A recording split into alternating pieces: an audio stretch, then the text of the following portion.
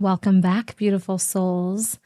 Before we begin, I just invite you to arrive here in this space with me, wherever you are, driving, walking, lying on the floor. Just notice your breath without fixing, without optimizing, just being present.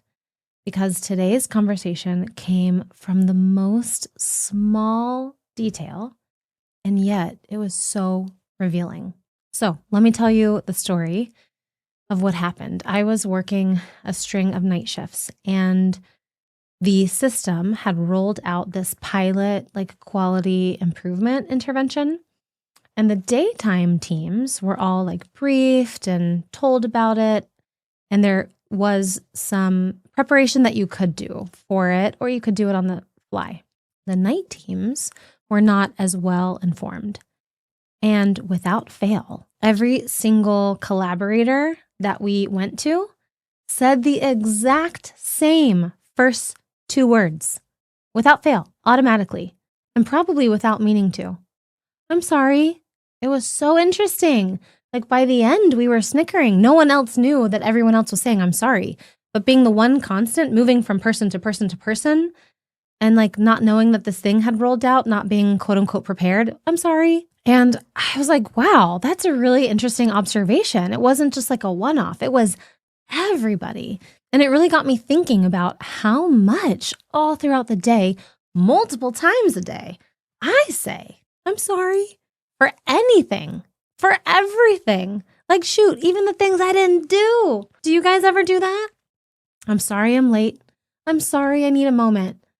I'm sorry I asked a question, but da-da-da-da. I'm sorry I didn't respond sooner. I'm sorry that happened to you. I'm sorry before we've even done anything wrong. And it just really got me noticing and observing. We don't apologize because we've caused harm. We apologize because we exist with needs, with pauses, with humanity. And underneath that reflex, I think, is this quiet belief of I should be faster. I should be better. I should be less inconvenient. I should take up less space. I should take up less time. I should take up less attention. So today we are talking about what happens when we flip the script. Instead of saying, I'm sorry, we say, thank you. Not as politeness, not as performance, but as a reclamation of space. So let's back up for a second. And even think about our own physical space. Do you notice that when you say, I'm sorry, do you notice what happens to your body? You recoil, you retract, your shoulders round, your breath gets shorter, your nervous system braces.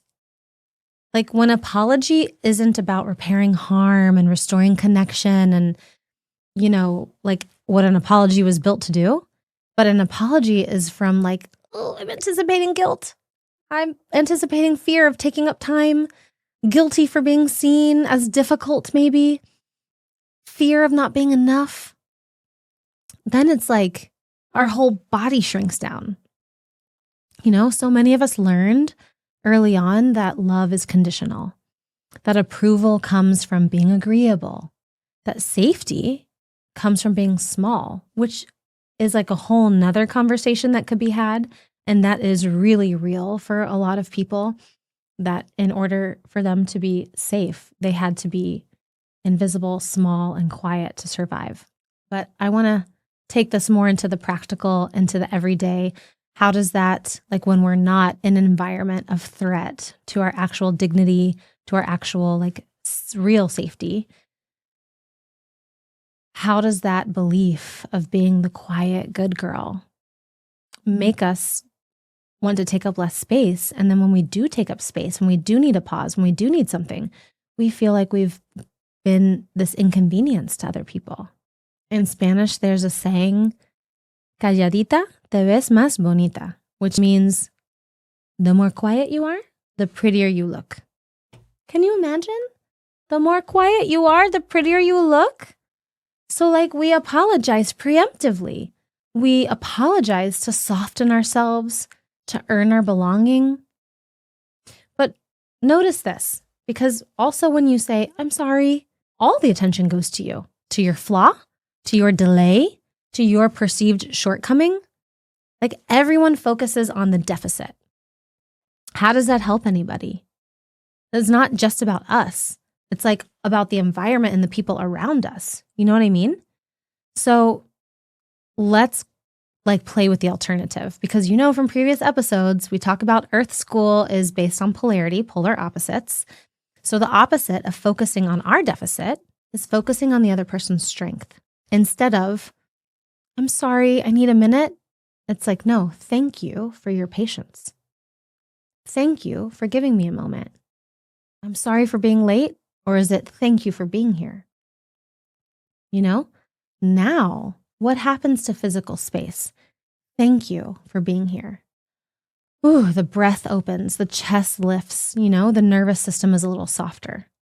Because that gratitude, instead of spotlighting the deficiency, it highlights the relationship. It says there's capacity here, there's generosity here, there is enoughness. It's not just like a nice thing to do. And as usual, I'm going to put the article citations in the show notes. Research in motivation and learning shows that strength-based focus consistently outperforms deficit-based focus.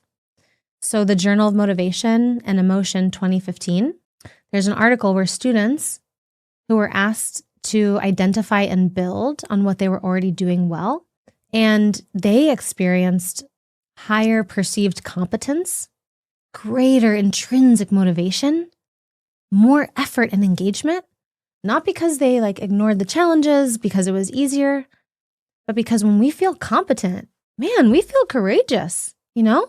Like we can do this.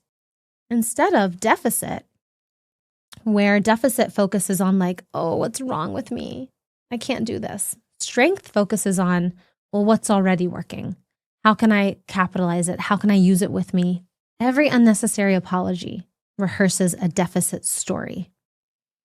And every thank you rehearses a story of capacity. The language we use is important to our identity and to the identity of the environment around us, who we believe we are. Our identity, our beliefs drive our behavior. You guys know this from the model, the thought model. Our behavior shapes our lives. And so this matters so much more than we think. It's not just like a throwaway sentence. I'm sorry.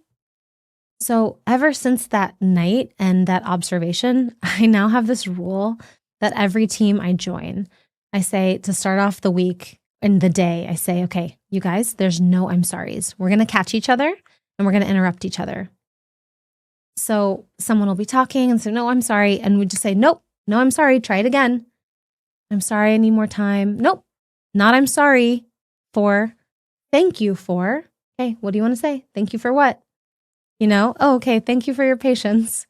And it feels awkward and it's kind of funny and everybody's laughing, but it's really revealing. It's wild how much we all say it like multiple times in a couple of hours. And because we start catching how often we apologize for thinking, for needing clarity, for slowing the pace, or even for asking better questions, like something really bold happens.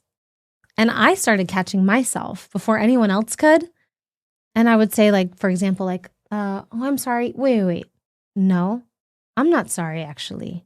Thank you for giving me space, or whatever it is, you know, and the room lifts, no one shrinks, no one feels burdened.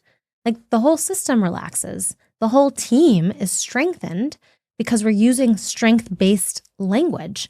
And it doesn't just empower me, the speaker, right? It invites generosity into the rest of the team or the room or whatever you're doing. In the journal Psychotherapy Research 2023, strength-based approaches show that patients have better session outcomes than when you use a deficit-focused approach. Why? Because people engage so much more deeply when they feel seen for their capacity, not just their pain.